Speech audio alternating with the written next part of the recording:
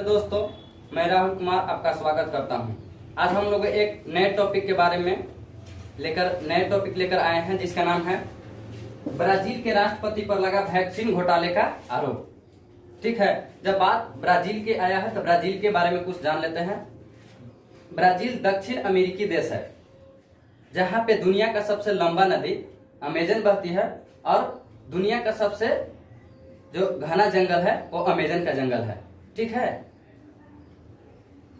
मतलब ये Brazil equator पे स्थित ये देश, जहां के राष्ट्रपति जायर बोल्सोनारो है, जब से ये सत्ता में आए हैं तब से कुछ न कुछ लेकर ये सुर्खियों में है।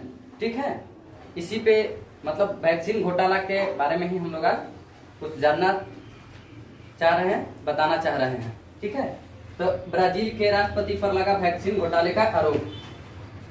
ब्राजील के प्रतिष्ठित अखबार, यानी कि हम लोग के यहाँ भी प्रतिष्ठित अखबार है, उसी तरह ब्राजील के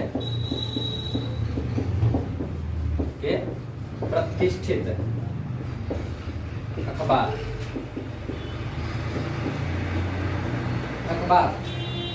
जिसका नाम है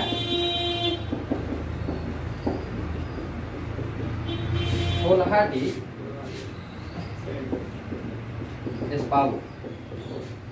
ब्राजील के प्रतिष्ठित अखबार जिसका नाम है फोल्हा डी एस्पाऊ, जिसमें एक न्यूज पब्लिश किया है।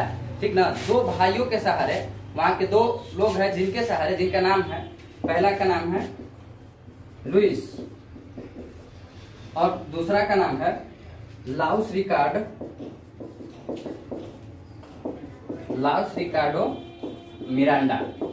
ये दो भाई हैं, इनके द्वारा ये बताया गया है पब्लिक को, ठीक है ना, कि मतलब जो वैक्सीन खरीदा गया है भारत बायोटेक प्राइवेट लिमिटेड से, वो वैक्सीन में कुछ ना कुछ घोटाला हुआ है। ठीक है ना,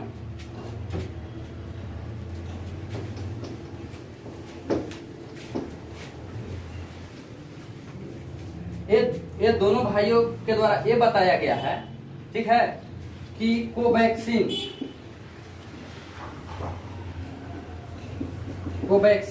ठीक है, कोवैक्सीन का दुनिया में $1.5 प्रति डोज मिल रहा है। ठीक है ना, ये दो भाइयों ने बताया है कि दुनिया में कोवैक्सीन का प्रति डोज $1.5 प्रति डोज है, लेकिन यहाँ की गवर्नमेंट, यहाँ की सरकार, यहाँ के राष्ट्रपति, ठीक है ना, इससे 10 गुना ज्यादा रेट पे इसको लिया है। यानी यूं कहे तो $15 प्रति डोज के हिसाब से खरीदे हैं। इनका एक आरोप है। ठीक है ना, जब इस बारे में ब्राजील के राष्ट्रपति से पूछा गया तो उन्होंने यह कहा, ठीक है ना, कि अभी तक हमने वैक्सीन पर एक भी सेंट,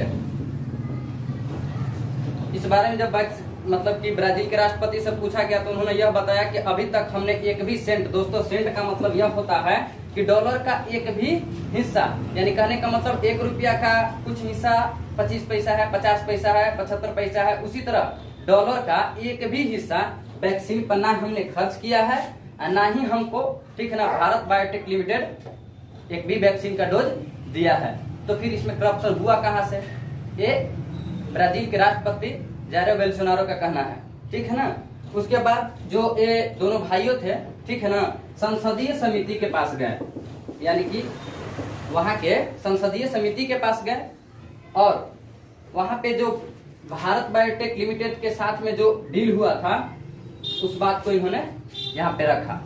ठीक है, उसके बाद क्या हुआ, वहां संसदीय समिति में गए तो उन्होंने, संसदीय समिति में जाने के बाद उन्होंने यह बात बोला कि आज हमने बुलेट प्रूफ पहनकर आया है। ठीक है ना, क्योंकि हमको यह धमकी मिला है कि अगर आप इस न्यूज को, इस खबर को पब्लिकली करते हैं तो यह अच्छा नहीं होगा। ठीक है ना, और संसदीय समिति को letter of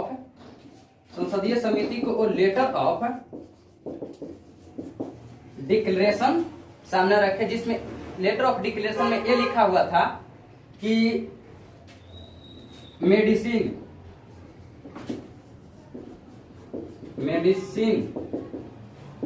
biotech private limited, यानी कि मेडिसिन बायोटेक प्राइवेट लिमिटेड, ठीक है ना। उसके साथ वैक्सीन का जो लेटर ऑफ डिक्लेरेशन में साफ साफ होता है कि राष्ट्रपति का अंतिम मतलब मुहर होता है कि आप जाके वैक्सीन किससे, मेडिसिन बायोटेक के साथ ले सकते हैं। हम शुरू से भारत बायोटेक का नाम ले रहे थे, लेकिन यहाँ पे डील किसके साथ हुआ, मेडिसिन। तो दोस्तों मेडिसिन बायोटेक, ठीक है ना, भारत बायोटेक हम लोग इसलिए बोलते हैं क्योंकि ये कंपनी भारतीय है, ठीक है ना। और ये जो कंपनी है, ठीक है ना, दुनिया में जिस नाम से ये दवा बेचती है उसका नाम है मेडिसिन बायोटेक। इसका मुख्यालय कहाँ पे है, इसका मुख्यालय है सिंगापुर में। यानी कि यूं कहा जाए कि भारत बायोटेक प्राइवेट लिमिटेड का मुख्यालय कहाँ है, सिंगापुर में है। अपना सिंगापुर में ही ले जाकर, ठीक है ना, सारा डील जो भी होता है करता है, ठीक है ना। तो इसके साथ में ये डील दिखाया गया है। ब्राजील में इस घोटाला को कोवैक्सीन गेट के नाम से जाना जा रहा है, ठीक है ना, जिसको लेकर ब्राजील के लोगों में बहुत ज्यादा गुस्सा दिखाई दे रहा है, जिसके कारण से वहां के राष्ट्रपति जायर बोल्सोनारो ने इस डील को बीच में ही रोक दिया है, ठीक है।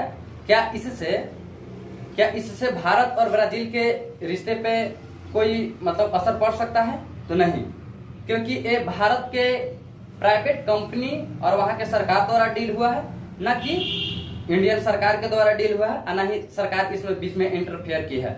अगर यूं कहा जाए कि क्या मतलब जायर बोल्सोनारो को इसका खामियाजा भुगतना पड़ेगा, तो काफी हद तक कहा जा सकता है कि हाँ, क्योंकि 2023 में उनको इलेक्शन लड़ना है, ठीक है। जब से ये सरकार में आए हैं, इन पे जायर बोल्सोनारो को लगभग 100 बार पद से हटाने का इन पे आरोप लग चुका है, ठीक है।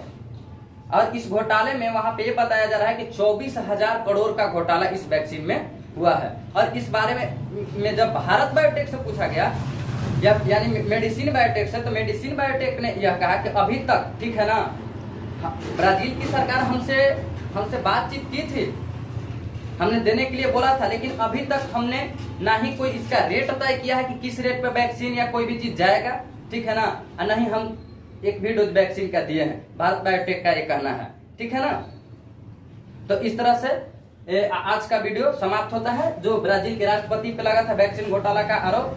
दोस्तों एक क्वेश्चन हम आप लोगों से पूछ रहे हैं, जो हमारा पिछला वीडियो था उससे, अगर आप लोगों को जवाब आएगा तो हमारे कमेंट सेक्शन में उसका जवाब दीजिएगा।